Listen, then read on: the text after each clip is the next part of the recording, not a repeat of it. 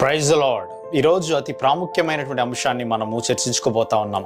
అబ్రహాము అనేటువంటి ఆయన క్రీస్తు పూర్వము 2000 సంవత్సరాల క్రితం ఈ లోకంలో జీవించాడు. బైబిల్ ఆ విషయాన్ని చాలా స్పష్టంగా తెలియజేస్తుంది. అయితే అనాగరికమైనటువంటి ప్రాంతాలలో ఆయన జీవించలేదు, కానీ సంపూర్ణంగా నాగరికత కలిగినటువంటి ప్రాంతాలలో అబ్రహాము జీవించినట్లుగా బైబిల్ ఎంతో స్పష్టంగా తెలియజేస్తుంది. అవును, అబ్రహాము గారు జీవించింది మధ్యధరా సముద్రము పరిసర ప్రాంతాల్లో ఆయన జీవించాడు. అంత మాత్రమే కాదు, కానీ ఆయన జీవించినటువంటి కాలంలో నాగరికత చాలా ఎక్కువగా ఉంది. అక్కడ ఉన్నటువంటి ప్రాంతాలు పట్టణాలుగా డివైడ్ అయ్యాయి, అక్కడ ఉన్నటువంటి ప్రాంతాలు పల్లెలుగా డివైడ్ అయ్యాయి. అక్కడ ఉన్నటువంటి అనేకమైనటువంటి ప్రాంతాలు కూడా రాజుల చేత పరిపాలించబడతా ఉన్నాయి. అవును, భూ హక్కులు వచ్చాయి. ఈ భూమి నాది అనేటువంటి పెత్తందారీతనం కూడా అక్కడ ఉన్నటువంటి ప్రజలకి వచ్చేసింది. అయితే మనం అబ్రహాము గారిని కేవలం ఒక ఆధ్యాత్మిక కోణంలో ఆయన ఒక దేవుని యొక్క ప్రవక్తగా, లేకపోతే ఆయన యూదులకు మూలముగా ఉన్నటువంటి వ్యక్తిగా, విశ్వాసులకు తండ్రిగా మనము ఆయన్ని చూస్తూ ఉంటాం. కానీ అబ్రహాము యుద్ధ నైపుణ్యం కలిగినటువంటి వ్యక్తి అని, అబ్రహాము అనేక ప్రాంతాలకు వెళ్ళి యుద్ధాలు చేశాడని, అబ్రహాము ఎంతకైనా తెగించి ముందుకు వెళ్ళగలిగినటువంటి వ్యక్తి అనేటువంటి ఒక కోణాన్ని ఈరోజు ఈ యొక్క అధ్యాయం ద్వారా మనము చూడబోతా ఉన్నాం. మనకందరికీ తెలుసు, ఆ కాలంలో ఆయా ప్రాంతాలు అనేటువంటి ఆయా రాజ్యాలుగా డివైడ్ అయిపోయినట్లుగా మనం చూసాం. ఆయా రాజ్యాలుగా డివైడ్ అయిపోయినటువంటి ఆ యొక్క ప్రాంతాలలో షీనారు రాజు, ఎలాసేరు రాజు, జనాల రాజు, ఈ విధంగా రాజులు అనేటువంటి వారు అభివృద్ధి చెందారు. సొదొమ రాజు, గొమరా రాజు, ఆద్మా రాజు, సెబూయేలు రాజు అనేటువంటి వాళ్ళు కూడా ఉన్నారు. అయితే వీళ్ళందరూ కూడా ఆయా పరిస్థితులను బట్టి, అవసరతలను బట్టి ఒకరి మీద ఒకరు ఆధారపడేటువంటి వారిగా ఉన్నారు. మరో కోణంలో మనం చూసినట్లయితే వీరు ఇరువురు కూడా కొన్నిసార్లు భీకరమైనటువంటి యుద్ధాలకు తావిచ్చినటువంటి వ్యక్తులుగా కూడా ఆ యొక్క చిన్న చిన్న రాజ్యాలు ఉన్నట్లుగా మనం కాలంలో కెదర్లోయ మెరకు అనేటువంటి ఒక గొప్ప రాజ్యం ఉంది. ఆ రాజ్యం కింద ఉన్నారు ఇక్కడ ఉన్నటువంటి యొక్క 5 చిన్న రాజ్యాలు. అయితే ఈ 5 చిన్న రాజ్యాలు ఒక్కసారిగా, అంటే 13 సంవత్సరాల తరువాత వీరి మీద తిరుగుబాటు చేయడం వలన ఆ తిరుగుబాటు చేసినటువంటి రాజు వీరి మీద పూర్తిగా పగబట్టి వారు నివసించేటువంటి అనేకమైనటువంటి ప్రాంతాలను ధ్వంసం చేయాలని, అక్కడ ఉన్నటువంటి పట్టణాలను, వారి దగ్గర ఉన్నటువంటి దాసులను, వారి దగ్గర ఉన్నటువంటి సంపదలను ఆయన దోచుకుంటూ ఆయా ప్రాంతాలకు వారు ప్రయాణమై అనేకమైనటువంటి యుద్ధాలు చేస్తూ వారి కింద ఉన్నటువంటి సొదొమ, గొమరా, ఆద్మా, సెబూయేలు అనేటువంటి ప్రాంతాలని నాశనం చేసుకుంటూ వెళ్ళారు. ఈ విధంగా నాశనం చేసుకుంటూ వెళ్తా ఉన్నప్పుడు అక్కడ ఉన్నటువంటి 5 రాజులు కూడా ఉప్పు సముద్రం అనేటువంటి ఒక ప్రాంతంలో వీరు కూడుకొని ఉన్నప్పుడు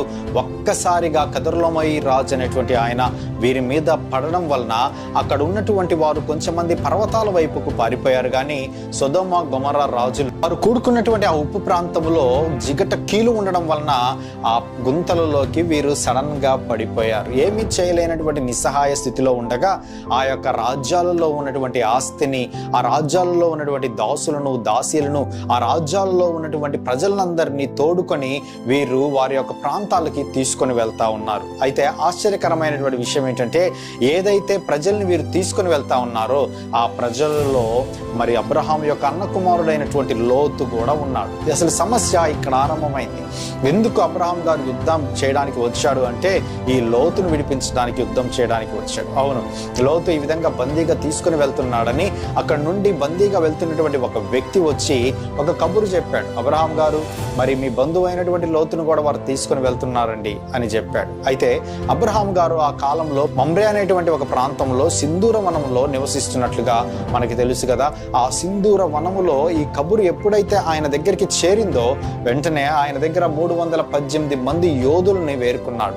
ఆ అబ్రహాం గురించి మనం ఒకసారి ఆలోచించినట్లయితే, అబ్రహాము ఎంతో ఆస్తిపరుడు. అబ్రహాం దగ్గర డబ్బులు ఉన్నాయి, అబ్రహాం దగ్గర సకలమైనటువంటి అనేకమైనటువంటి సంపదలు ఉన్నాయి. వాటితో పాటు ఆ కాలంలో ఎవరైనా యుద్ధం చేస్తే వారి నుండి ప్రొటెక్ట్ అవ్వడానికి సరైనటువంటి యోధులు కూడా అబ్రహాము దగ్గర ఉన్నట్లుగా మనం చూస్తాం. ఆ విధంగా అబ్రహాము అక్కడ ఉన్నటువంటి యోధులలో కొంచెం మందిని ఎరుకొని బలమైనటువంటి వారిని 318 మందిని ఆ యోధుల్ని తీసుకొని వెళ్ళాడు. వారితో పాటు షిమ్రోనుకు సంబంధించినటువంటి ప్రజలు కూడా కొంచెం మంది అబ్రహాముతో వెళ్ళినట్లుగా మనం చూస్తాం. ఏది ఏమైనా కూడా అబ్రహాం ప్రయాణమై వెళ్ళాడు. ఆ కెదొర్లాయోమెరు అనేటువంటి ఆ రాజును పట్టుకున్నాడు. అక్కడ ఉన్నటువంటి లోతును విడిపించాడు, వారి మీద యుద్ధం ప్రకటించాడు. అక్కడ ఉన్నటువంటి లోతును తీసుకుని ఆయన తిరిగి సొదొమ అనేటువంటి ప్రాంతం, అంటే లోతు నివసించేటువంటి ప్రాంతానికి ఆయన తిరిగి వెళ్తా ఉన్నాడు. ఆయన ఎప్పుడైతే తిరిగి వెళ్తా ఉన్నాడో ఆయన ఎదుర్కోవడానికి వచ్చాడు, సొదొమ రాజు ఎదుర్కోవడానికి వచ్చాడు. సొదొమ రాజు ఆయన ఎదుర్కోవడానికి వచ్చి ఆయన చాలా కృతజ్ఞతాపూర్వకంగా అబ్రహామును ఎదుర్కొన్నట్లుగా మనం చూస్తాం. అబ్రహామును ఎదుర్కొని అబ్రహాముకు థ్యాంక్స్ తెలియజేసినట్లుగా మనం చూస్తాం. అబ్రహాముతో పాటు అక్కడ ఉన్నటువంటి సొదొమ రాజుతో పాటు అక్కడ ఉన్నటువంటి షాలేము రాజు, మెల్కీసెదెకు అనేటువంటి ఒక షాలేము రాజు ఆయన ఎదుర్కొని ద్రాక్ష రసమును రొట్టెని తీసుకొని అబ్రహాముకు ఇచ్చినట్లుగా మనం చూస్తాం. దానికి బదులుగా అబ్రహాము దశమ భాగం ఇచ్చినట్లుగా మనం చూస్తాం. ఈ విషయాల్ని మెల్కీసెదెకుకు సంబంధించినటువంటి విషయాల్ని, పూర్తి వివరాల్ని నేను తర్వాత ఎపిసోడ్లో నేను మీకు తెలియజేస్తాను. అయితే ఇక్కడ ఒక విషయాన్ని మనము జ్ఞాపకం చేసుకున్నట్లయితే, ఎప్పుడైతే సొదొమ రాజు ఈయన దగ్గరికి వచ్చి, ఇదిగో నీకు కావలసినటువంటివన్నీ కూడా తీసుకొని వెళ్ళు, నీకు కావలసినటువంటి ఆస్తిని తీసుకొని వెళ్ళు, దాసులను తీసుకొని వెళ్ళు, అన్ని తీసుకొని వెళ్ళు అని ఒక గొప్ప ఆఫర్ని అక్కడ ఉన్నటువంటి సొదొమ రాజు అబ్రహాముకి ఇస్తాడు. అయితే అబ్రహాము చెప్పినటువంటి చాలా గంభీరమైనటువంటి మాట ఈరోజు మనము ఆధ్యాత్మిక కోణములో ఆలోచించాల్సినటువంటి అవసరత ఉంది. ఆకాశానికి భూమికి సృష్టికర్త సర్వోన్నతుడు దేవుడైనటువంటి నా యెహోవా ఎదుట నా చెయ్యి ఎత్తి నేను ప్రమాణం చేస్తా ఉన్నానని అబ్రహాం ఈ విధంగా నేనే అబ్రహామును ధనవంతుని చేశాననేటువంటి మాట మీ నుండి రాకుండా నేను మీ దగ్గర ఉన్నటువంటి నూలు పోగునైనను చెప్పుల వారినైనను కూడా మీ నుండి తీసుకొని వెళ్ళను అనేటువంటి మాటని, రోషము కలిగినటువంటి మాటని అబ్రహాము అక్కడ తెలియజేసినట్లుగా మనం చూస్తాం. ఈ విషయాన్ని మనము కొంచెం లోతుగా ఒకసారి ఆలోచించినట్లయితే, అబ్రహాము దేవుని యొక్క ప్రవక్త, అబ్రహాము దేవుని యొక్క యాజకుడు, అబ్రహాము ఒక హెబ్రీ గుంపుకు అందరికీ కూడా ఒక మూల పురుషుడిగా ఉన్నటువంటి ఒక వ్యక్తి. ఇటువంటి గొప్ప వ్యక్తి ఇస్తున్నటువంటి స్టేట్మెంట్ మనం ఒకసారి ఆలోచించినట్లయితే, ఇజ్రాయేలీలు ఎందుకు ఇంత రోషము కలిగి జీవిస్తారంటే, ఇజ్రాయేలీలు ఎందుకు అనేక విషయాలలో చాలా మాదిరికరమైనటువంటి జీవితాన్ని జీవిస్తారు, వాటికి కలిగినటువంటి కారణం ఏంటి అని మనం ఒకసారి ఆలోచించినట్లయితే, వాటికి కలిగినటువంటి అతి ప్రాముఖ్యమైనటువంటి కారణం ఆ పితరుడైనటువంటి అబ్రహాము యొక్క రక్తము వారిలో ప్రవహిస్తూ ఉంది. అవును, అబ్రహాము ఏదైతే మాటని పలికాడో అదే మాటను మోషే కూడా పలికాడు. మోషే కూడా చెబుతాడు కదా, అక్కడ ఉన్నటువంటి ఫరో రాజుతో మీ దగ్గర ఉండే ఒక నూలిపోగైనను మేము తీసుకొని వెళ్ళమని చెబుతాడు. ఈ విధముగా వాళ్ళు రోషము కలిగి ఈ లోకంలో భూమి మీద జీవించారు. అంత మాత్రమే కాదు కానీ వారు ఎవరి మీద ఆధారపడలేదు. వారికి సర్వస్వము కూడా వారి జీవితాలలో దేవుడు మాత్రమే అనుగ్రహిస్తున్నాడని, దేవుడు మాత్రమే వారి జీవితాలకు కావలసినటువంటి ఆహారమును, వారికి కావలసినటువంటి సమృద్ధిని, పోషణను చూసుకుంటున్నాడు అనేటువంటి విషయాన్ని అబ్రహాము ఎంతో స్పష్టంగా అక్కడ ఉన్నటువంటి ప్రజలకు తెలియజేస్తాడు. నిజంగా మనం అనేక సార్లు ఈ లోక సంబంధమైనటువంటి విషయాలను ఆలోచిస్తూ ఉంటే, ఏదైనా కొంచెం మేలు చేయగానే వారి నుండి ప్రతి మేలు కోరుకుంటూ ఉంటాం, వారి నుండి ఏదో ఒకటి ఆశించేటువంటి వ్యక్తులుగా మనం జీవిస్తూ ఉంటాం ఈ లోకములో.